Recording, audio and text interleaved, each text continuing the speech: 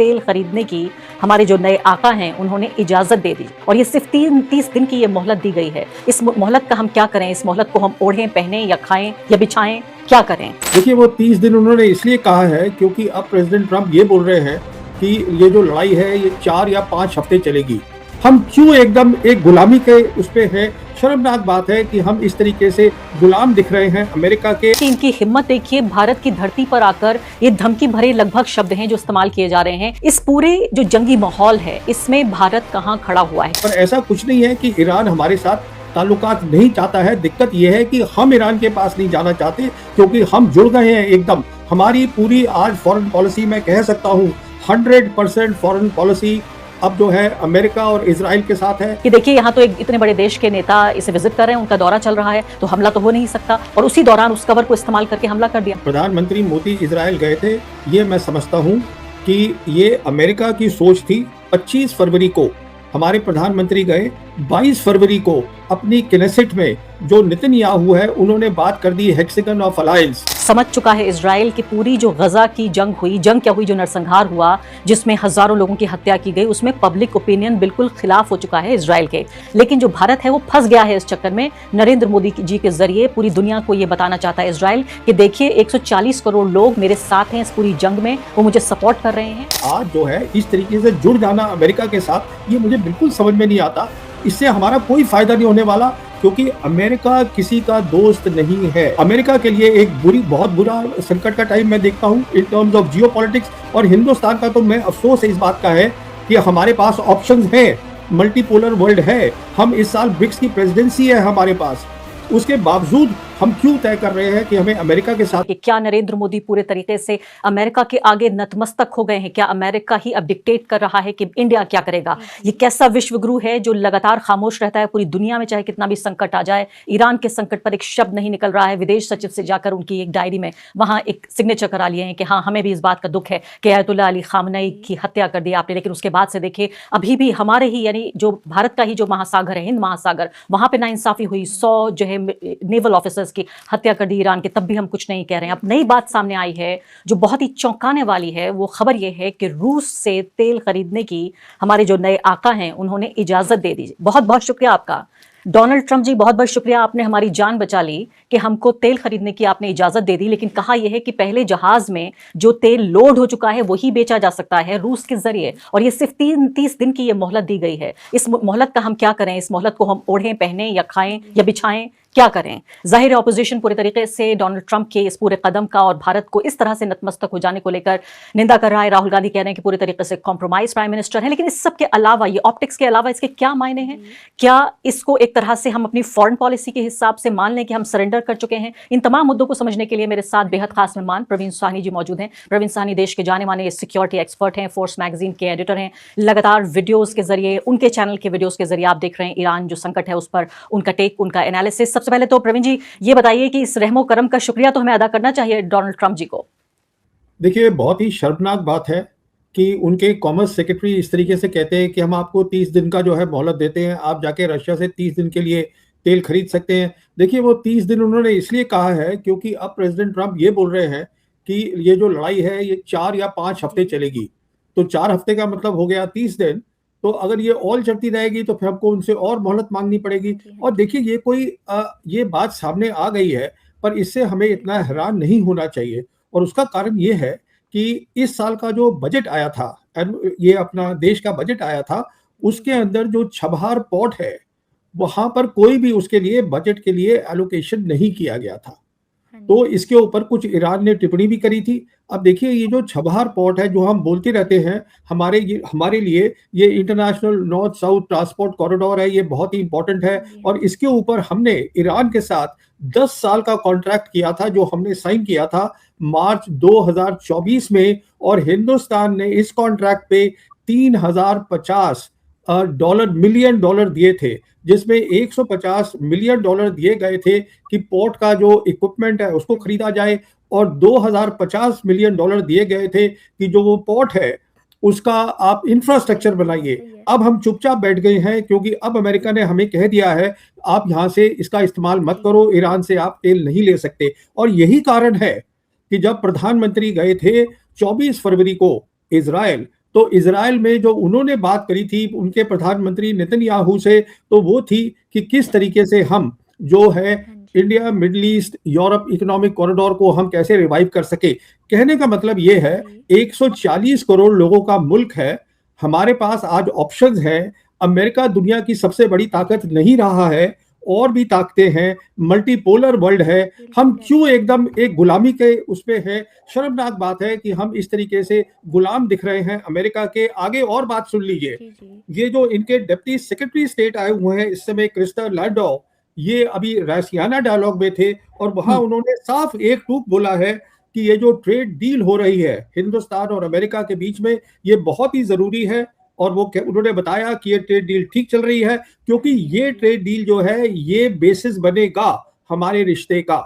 कहने का मतलब ये है कि जैसे आप सब जानते हैं, आपके व्यूअर्स, 13 फरवरी 2025 को कुछ ही हफ्ते हुए थे, ट्रंप आए थे ऑफिस में, हमारे प्रधानमंत्री वहां गए, ये जॉइंट स्टेटमेंट साइन करी गई, और उसमें ये हमने साफ कहा था कि जो ट्रेड डील है हम दोनों के देश के बीच में, वो हम 2030 तक 500 बिलियन डॉलर्स तक बायलैटरल बना देंगे। अभी जो हमारा ट्रेड है वो करीबन 139 बिलियन डॉलर्स है। कहने का मतलब ये है, जी, बिल्कुल। हमारी जमीन पे आके रासियाना डॉलर के अंदर जहां प्रधानमंत्री हमारे बैठे हुए हैं, वो ये कह रहे हैं कि हमारी फॉरेन पॉलिसी अमेरिका जी। फर्स्ट है, आप ट्रेड डील करिएगा, इसी के ऊपर हमारा पूरा रिश्ता जो है होता बायलैटरल। रहेगा। और उन्होंने ये भी कह दिया, और प्रवीण सानी अच्छा आपने याद दिलाया, उन्होंने यहां तक कह दिया कि हम भारत को दूसरा चाइना नहीं बनने देंगे। आप ये सोचिए कि इनकी हिम्मत देखिए, भारत की धरती पर आकर ये धमकी भरे लगभग शब्द हैं जो इस्तेमाल किए जा रहे हैं कि जैसे रशिया इतना मजबूत हो गया, उसने अपना एक पूरा इकोनॉमिक वो बना दिया, और एक तरह से हकलाते हुए इस बात को कह रहे थे, क्योंकि कहते हुए भी अजीब लग रहा होगा कि खुद भारत में आकर इतने बड़े ऑडियंस के सामने, जैसे आपने कहा कि दुनिया भर से तमाम बड़े बड़े अधिकारियों को इस रायसीना डायलॉग में बुलाया जाता है। मैं वापस आपको लेके आना चाहती हूँ, हालांकि दोनों मुद्दे आपस में जुड़े हुए हैं, कि जो कहा जा रहा है कि अभी 5 मार्च से लेकर 4 अप्रैल तक की ये इजाजत दी गई है, क्योंकि अमेरिका और इजराइल के जो युद्ध हो रहा है इससे तेल की सप्लाई प्रभावित हो रही है। अब सबसे बड़ी बात तो मुझे ये भी बताइए कि भारत की जो 40% जो कच्चे तेल की सप्लाई है वो स्ट्रेट ऑफ हॉर्मुज से होती है, लेकिन ये जो असमंजस वाले और एक मिक्स्ड जो बयान आ रहे हैं कि पहले बयान ये आया कि सिर्फ चीन को इजाजत होगी स्ट्रेट ऑफ हॉर्मुज से अपने जहाज ले जाने की, अब ये कहा जा रहा है कि इजराइल अमेरिका ब्रिटेन और इजराइल अमेरिका और ब्रिटेन के अलावा बाकी देशों को इजाजत होगी कि वो इस रास्ते से तेल ले जा सके। अभी क्या है, हम कहाँ खड़े हुए हैं इस हाँ वक्त? जी, हाँ जी। हम यहाँ खड़े हैं कि जो इनके डिप्टी फॉरेन मिनिस्टर हैं ईरान के, वो भी रायसियाना डायलॉग में थे, और उन्होंने साफ ये बयान दिया है, हमने हरमोज को बंद नहीं किया है, स्टेट ऑफ हरमोज, पर हम जो है बिल्कुल। इजरायली और अमेरिकन टैंकर्स को नहीं जाने देंगे, बाकियों को हमने नहीं रोका है। प्रॉब्लम क्या हो रही है, जो इंटरनेशनल इंश्योरेंस कंपनीज है वो नहीं कर रही हैं इंश्योरेंस, तो बहुत सारे टैंकर्स वहां खड़े हुए हैं, और वो जाने में खतरा महसूस कर रहे हैं कि कुछ भी हो सकता है।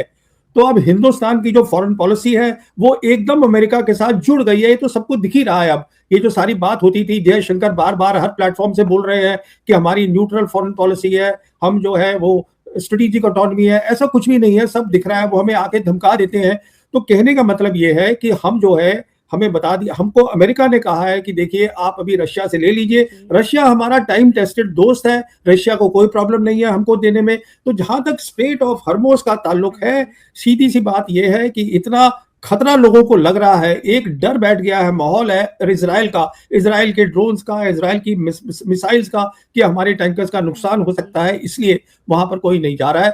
उन्होंने तो सिर्फ कहा है इजराइल और अमेरिका को हम नहीं जाने देंगे। जी हाँ, तो यानी कोई नहीं जा रहा है डर से। ऐसा नहीं है कि ईरान ने कोई इस तरह से एक शर्त रखी है कि सिर्फ चीन को ही वो रास्ता देगा, लेकिन साफ साफ कह दिया कि इन 3 देशों को कम से कम नहीं दिया जाएगा। अब मुझे ये बताइए आप प्रवीण साहनी जी कि ये खबर तो आई है रूस के तेल वाली, पहली बात तो मुझे बताइए क्या इससे कोई राहत होगी? वो ये कह रहे हैं साथ साथ कि ऐसा नहीं है कि रूस को कोई बहुत बड़ा इकोनॉमिक फायदा हो जाएगा, ये हम होने नहीं देंगे, लेकिन 30 दिनों की ये मोहलत आपको दे रहे हैं। हम जानते हैं इससे पहले हमारे ऊपर जो है वो टैरिफ लगा दिया गया था 25% का, और 25% और ज्यादा उस पर लगा दिया गया था। फिर ये भी कहा गया डोनाल्ड ट्रंप के जरिए कि मैं ये समझता हूं, मैं नाखुश हूं, इसलिए नरेंद्र मोदी ने तेल खरीदना बंद कर दिया है। भारत आधिकारिक रूप से तेल कंपनियां कह रही हैं कि हमने तेल खरीदना बंद कर दिया है। इस पूरे जो जंगी माहौल है इसमें भारत कहां खड़ा हुआ है? क्या आपको लगता है कि आपने मुझसे पिछले इंटरव्यू में ये कहा था कि पूरा एक तरह का वर्ल्ड ऑर्डर, यानी कि इस दुनिया में कौन सा देश किस स्तर पर किस सीढ़ी में कहां पे खड़ा हुआ है, वो पूरे तरीके से तय होगा नए सिरे से, तो हम कहां खड़े हुए हैं?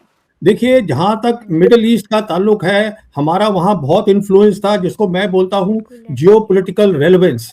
हमारा इन्फ्लुएंस एकदम खत्म हो गया है, और उसका कारण बहुत सीधा है पहले जो हमारी फॉरेन पॉलिसी होती थी मिडिल ईस्ट के लिए, तो वो ये होती थी कि हम पैलेस्टाइन के कॉज के लिए बात करते थे, हम टू स्टेट सोल्यूशन की बात करते थे, और 1993 से हमारे डिप्लोमेटिक रिलेशन जो है वो इजराइल के साथ बने थे जब नरसिम्हा राव की सरकार थी। तो उसके बाद हमने एक बैलेंस रखा था, एक संतुलन रखा था। वो संतुलन अब मोदी सरकार ने तोड़ दिया है और हमारी जो रेलेवेंस है वहां पर वो खत्म हो गई है। मिसाल के तौर पे अभी क्या हो रहा है, तेल का जहां तक ताल्लुक है वो तो उन्होंने हमें बता दिया है अमेरिका ने कि अभी आप फिलहाल वहां से खरीद लीजिए। हमारी दूसरी प्रॉब्लम क्या है, करीबन 9 मिलियन हमारे लोग वहां काम करते हैं वहां पर, तो इसीलिए प्रधानमंत्री भी और ये जयशंकर भी सबको, शेख को और उनको किंग्स को वहां फोन कर रहे हैं कि देखिए हमारे वहां लोग हैं उनकी हिफाजत के लिए। देखिए हिफाजत ठीक है, सवाल ये है हमारा कोई इन्फ्लुएंस तो है नहीं। जहां तक ईरान का ताल्लुक है, मैं आपको ये बताना चाहता हूं, ईरान एक बहुत बड़ा और समझदार मुल्क है मिडिल ईस्ट का। ईरान जो है, ये बात उठती है बार बार कि ईरान क्या हमसे बहुत नाराज हो गया है। मैं समझता हूं ईरान जिम्मेदार है, ब्रिक्स का मेंबर है। ईरान जो है उसको एक परेशानी थी, एक दुख हुआ था, क्योंकि हमारे एरिया के अंदर उनका जो वॉरशिप था उसको अमेरिकन सबमरीन ने वो खत्म कर दिया, गिरा दिया। तो वो हमसे दुख उन्होंने जाहिर किया है और खुल के किया है। पर ऐसा कुछ नहीं है कि ईरान हमारे साथ ताल्लुकात नहीं चाहता है। दिक्कत यह है कि हम ईरान के पास नहीं जाना चाहते, क्योंकि हम जुड़ गए हैं एकदम। हमारी पूरी आज फॉरेन पॉलिसी, मैं कह सकता हूं 100% फॉरेन पॉलिसी अब जो है अमेरिका और इजराइल के साथ है, क्योंकि जो इजराइल है वो एकदम जुड़ा पड़ा है अमेरिका के साथ। आज जो लड़ाई हो रही है मिडिल ईस्ट में, ये अमेरिका की लड़ाई नहीं है, ये इजराइल की लड़ाई है जो कि अमेरिका लड़ रहा है। और इससे पहले मैं ये भी आपसे पूछ लेती हूँ जिस पर इतना असमंजस है, कोई भी खुलकर बोलने को तैयार नहीं है, लेकिन कम से कम आपको तो मैं उन लोगों में गिनती हूँ जो सच को सच कहते हैं, झूठ को झूठ कहते हैं, काला और सफेद का भेद कर लेते हैं। मुझे ये बताइए कि तमाम तरह के, चूंकि आपने ये कह ही दिया है अब ये कि इजराइल की वॉर है, और ये सिर्फ आप नहीं कह रहे हैं, वहां के मिलिट्री वेटरन, कल देखिए व्हाइट हाउस में क्या हंगामा हुआ, किस तरह से उन वेटरन का हाथ तोड़ दिया गया जिन्होंने ये कहा कि ये इजराइल की वॉर है, मैं इजराइल की वॉर में जान नहीं दूंगा, मैं इजराइल की ये वॉर नहीं लड़ूंगा। तो एक तरह की बगावत तो वही सेना में नजर आ रही है, यूनाइटेड स्टेट्स के ही। जब नरेंद्र मोदी जी वहां पहुंचे इजराइल, उसी दौरान ये पूरा जंग की जो तैयारी थी वो चल रही थी। उनके लौटते ही, आप समझिए कि हम सांस नहीं लिया होगा उन्होंने यहां आते हुए, और तभी ये हमला हो गया था। खबर ये भी आई कि ये हमला दरअसल एक हफ्ते पहले होना था, यानी कि जब मोदी जी वहां मौजूद थे उस वक्त इस हमले की प्लानिंग की गई थी। इसको और इस पूरी विजिट को एक कवर की तरह इस्तेमाल किया गया, ताकि कि दुनिया और ईरान और बाकी सब लोग इस मुगालते में रहें कि देखिए यहां तो एक इतने बड़े देश के नेता इसे विजिट कर रहे हैं, उनका दौरा चल रहा है, तो हमला तो हो नहीं सकता। और उसी दौरान उस कवर को इस्तेमाल करके हमला कर दिया। आप मानते हैं ये बात? देखिए, ये जो प्रधानमंत्री मोदी इजराइल गए थे, ये मैं समझता हूं कि ये अमेरिका की सोच थी कि ये जाए प्रधानमंत्री वहां। और मैं ये भी कहना चाहता हूं कि जो एम्बेसडर सर्गियो गौर है, ये इन्होंने शायद बोला होगा प्रधानमंत्री को या किसी को बोला होगा। मैं इसलिए कह रहा हूं कि देखिए 25 फरवरी को हमारे प्रधानमंत्री गए, 22 फरवरी को अपनी किनेसेट में जो नेतन्याहू है उन्होंने बात कर दी हेक्सागन ऑफ अलायंस, और उसमें यह कह दिया कि अब इस हेक्सागन मतलब 6 नोड होंगे, 6 पॉइंट होंगे, उसमें एक पॉइंट होगा इजराइल बहुत बड़ी ताकत, एक होगा इंडिया, और बाकी 4 का पता नहीं है क्या है। कहने का मतलब यह है कि पहले से यह बता दिया गया प्रधानमंत्री के जाने से कि देखिए साहब आप बहुत बड़े मुल्क है। तो उसके बाद फिर आप जानती भी हैं कि वो सेनेट के अंदर एक मेडल भी दिया गया, जिसमें जो मेडल पहली बार बनाया गया था। कहने का मतलब ये है कि प्रधानमंत्री को ये बताना था कि देखिए आप बहुत बड़े हैं। पर उनके जाने से क्या हुआ है, हमारी जो फॉरेन पॉलिसी थी अब वो एकदम खुल के सामने आ गई है। अब जो, क्योंकि जब प्रधानमंत्री वहां जाते हैं और खड़े होकर गले मिल रहे हैं नेतन्याहू के साथ, तो उसमें अब क्या छुपा रह गया है। उसके एकदम बाद लड़ाई शुरू हो गई। जहां तक आपने बोला प्लानिंग लड़ाई की, मैं समझता हूं अमेरिका को शुरू से ना अभी तक पता है कि वो कर क्या रहे हैं। जिस तरीके से उनके वो जो बोलते हैं आज की रजीम चेंज होगा, फिर बोलते हैं इनके न्यूक्लियर वेपन्स होंगे, इस पे काफी बहस चल रही है। उनकी यूएस कांग्रेस के अंदर भी हुई है बहस। तो उनका कोई ऑब्जेक्टिव नहीं है, उनको क्लैरिटी नहीं है कि हम कर क्या रहे हैं। तो जहां तक ईरान का ताल्लुक है, ईरान के डिप्टी फॉरेन मिनिस्टर ने हमारे राइसियाना में डायलॉग में साफ बोला है, जब उनसे पूछा गया, उन्होंने ये कहा है ये लड़ाई हमने शुरू नहीं करी है, ये लड़ाई अमेरिका ने शुरू करी है। जब अमेरिका बंद करना जाएगा तो लड़ाई बंद हो जाएगी। अब सवाल यह है कि अमेरिका लड़ाई कैसे बंद करेगा, क्योंकि उसमें अमेरिका, इजराइल, जैसे मैं आपसे पहले भी बोला था, ये पूरा मिडिल ईस्ट की जियोपॉलिटिक्स बदल जाएगी और उसके साथ साथ दुनिया की जियोपॉलिटिक्स पे बहुत बड़ा असर पड़ेगा।